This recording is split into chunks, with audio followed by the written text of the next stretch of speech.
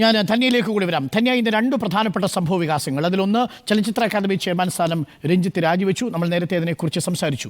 പക്ഷേ സിദ്ദിഖിൻ്റെ രാജിയും നമ്മൾ കേട്ടു, AMMയുടെ ജനറൽ സെക്രട്ടറി സ്ഥാനത്ത് നിന്നും. പക്ഷേ ഇതിലേറ്റവും പ്രധാനപ്പെട്ട കാര്യം, ഇതിലേറ്റവും ഒടുവിൽ MLAക്കെതിരെ ഒരു ആരോപണം വരുമ്പോൾ MLA പറയുന്നത് ബാലിശമായ ആരോപണമാണ്, അത്തരം കാര്യങ്ങൾ ഞാൻ ഓർമ്മിക്കുന്നില്ല എന്ന് നിലപാടെടുക്കുന്നു. ഏറ്റവും ഒടുവിൽ ഇതാ ഒരു അന്വേഷണ സംഘത്തെ തീരുമാനിക്കുന്നു. പക്ഷേ അതും ഹേമ കമ്മിറ്റി റിപ്പോർട്ടിലല്ല. ഹേമ കമ്മിറ്റി റിപ്പോർട്ടിൻ്റെ പശ്ചാത്തലത്തിൽ പുറത്തു വന്നിരിക്കുന്ന വെളിപ്പെടുത്തലുകളെക്കുറിച്ച് അന്വേഷിക്കാനാണ്. എന്താണ് പ്രതികരണം ധന്യ?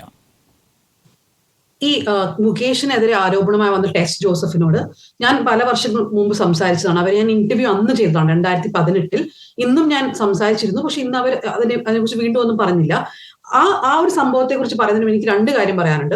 ഒന്ന്, ഷാനിമോൾ ഉസ്മാൻ MLA ആണ് ആക്ച്വലി ഫെബ്രുവരി 5, 2020 ഇത് അസംബ്ലിയിൽ ചോദിച്ചത്, എവിടെ ഈ ഹേമ കമ്മിറ്റി റിപ്പോർട്ട് എന്ന്.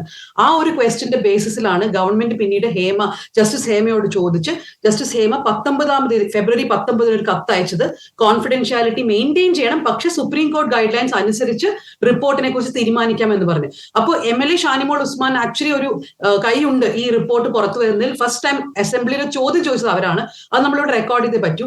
രണ്ട്, ഈ റിപ്പോർട്ട് 2019 സർക്കാരിന് കിട്ടി. അഡ്വക്കേറ്റ് പ്രിജി പറയുന്നത്, എനിക്ക് ചോദിക്കാൻ ഒരു ചോദ്യമേ ഉള്ളൂ.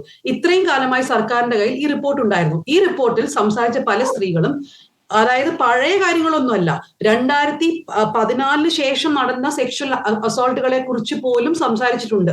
അതിൽ പലരും പോലീസോ അല്ലെങ്കിൽ സർക്കാരോ അവർക്ക് കോൺഫിഡൻസ് കൊടുത്തിരുന്നുവെങ്കിൽ, അവർ കൗൺസിലിംഗ് കൊടുത്തിരുന്നുവെങ്കിൽ അതിൽ 2 or 3 പേരെങ്കിലും പോലീസ് കേസ് കൊടുക്കാൻ തയ്യാറായെന്നെ. ആ പ്രതിബദ്ധത സർക്കാരിന് ഉണ്ടായിരുന്നില്ലേ? അത് ഈ റിപ്പോർട്ട് കയ്യിലുണ്ടായിട്ട് ഈ റിപ്പോർട്ടിൽ സംസാരിച്ച സ്ത്രീകളോട്, ശരി, റിപ്പോർട്ട് ഞങ്ങളുടെ കയ്യിലുണ്ട്, നിങ്ങൾക്ക് ആർക്കെങ്കിലും പോലീസ് കംപ്ലൈന്റ് കൊടുക്കണോ, കൊടുത്താൽ ഞങ്ങൾ സഹായിക്കാം, ഞങ്ങൾ പ്രൊട്ടക്ട് ചെയ്യാം എന്ന് പറഞ്ഞൊരു പ്രതിബദ്ധത സർക്കാരിന് ഉണ്ടായിരുന്നില്ലേ? അത് രണ്ടാമത്തെ കാര്യം. ഇനി ടെസ് ജോസഫിനെ കുറിച്ച്. ഈ ടെസ് ജോസഫ് എന്ന് പറയുന്ന ആള് നമ്മൾ വിചാരിക്കുന്ന പോലെ ഒരു ചെറിയ ആർട്ടിസ്റ്റ് ഒന്നുമല്ല.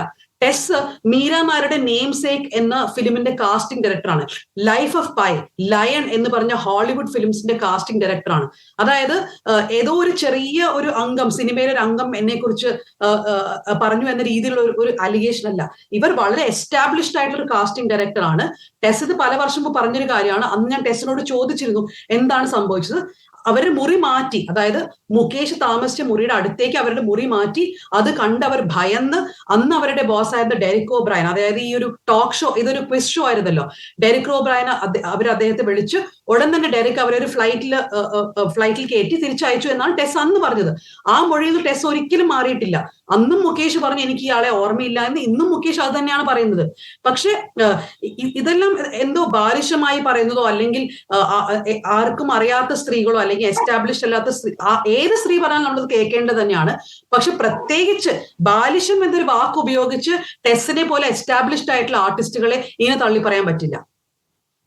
പ്രധാനപ്പെട്ട ബോൾഡായ ഒരു സ്റ്റേറ്റ്മെന്റ് ആണ് ധന്യ. ഞാൻ വരാം.